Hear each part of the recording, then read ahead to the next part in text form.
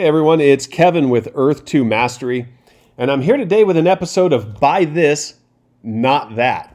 Okay, so first things first, I've got a discount code in the description down below and also pinned to the top comment probably. If you use that code, I greatly appreciate it. Leave your code behind, like the video, and I will choose people from that list to make purchases with their codes tomorrow.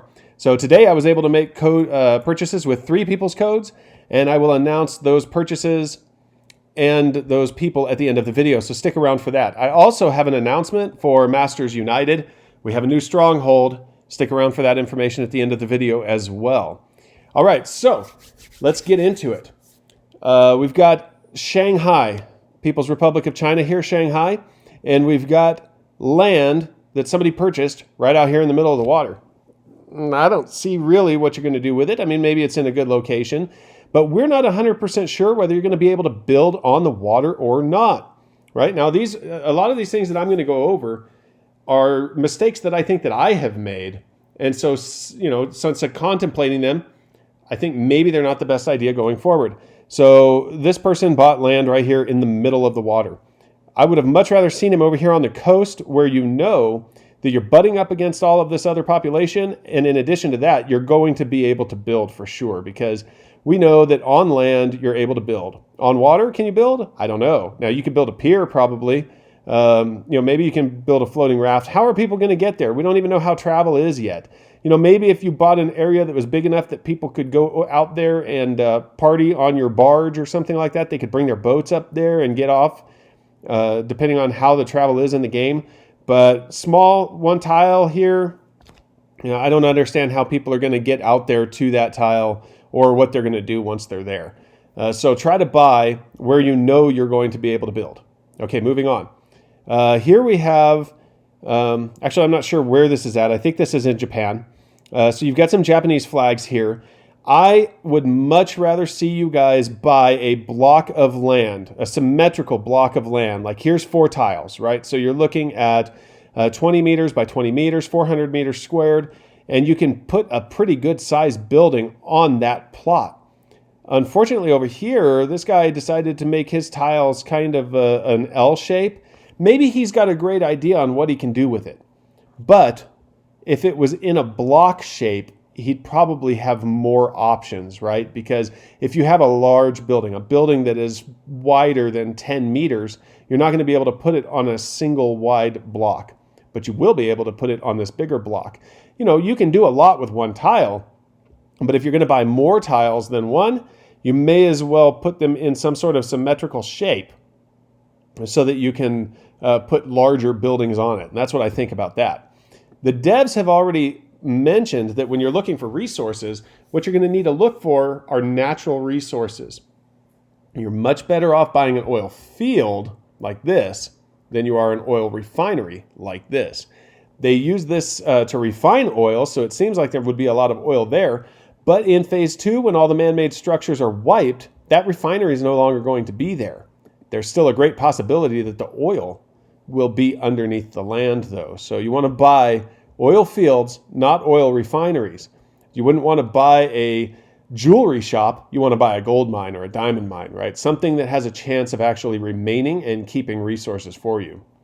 All right, here we go. Here we are in central Jakarta, Indonesia. So we've got this person that just went out here all by themselves and bought some tiles. Well, they don't have anybody around them, so what's the draw? Their attraction is going to have to be the entire draw. If you're around a bunch of other people, like over here in Jakarta, now you have a bunch of people that are going to be moving around, checking out other people's buildings, checking out other people's attractions, and you're going to get some of that bleed over. You're going to be part of a big city. Think about it in real life. Do you want to be out in a rural area?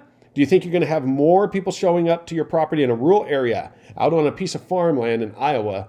Or do you think you're going to have more people showing up to your property on Rodeo Drive in Beverly Hills, right, where people already are? So you want to buy where people already are. And yesterday I did a video about deserts possibly being valuable land. I still think that's true, but I should have mentioned, and I recognize it by reading the comments, people were like, well, you don't even know what the gameplay is going to be like.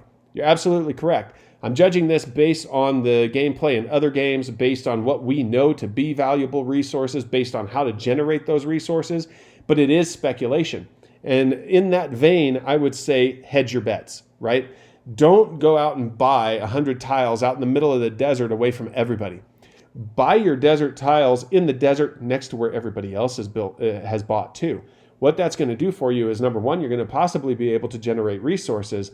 But even if you don't have resources, you're near a bunch of other people, so you can cooperate with them, you can trade with them, you can get some of their visitors to your property. So always hedge your bets if you have the choice.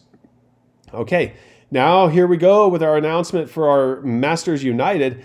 Our islands are filling up fast, and I feel like we need trade outposts and sister cities around the world. So I was able to find an island that was largely unpurchased that we are now claiming for Masters United. It's in Grenada, and I have the 3 islands where we are currently located, our 3 strongholds. All of them are linked in the description below. The Discord is linked in there too. Go ahead and join the Discord, especially if you're part of Masters United. Even if you just want to come over there and see what it's all about, we do have a chat room for you just related to Earth 2. And we'll have special events and special chat rooms for people that are actually part of our guild. Okay, so I just wanted to pull up some information on Grenada here, where our island is, our new island.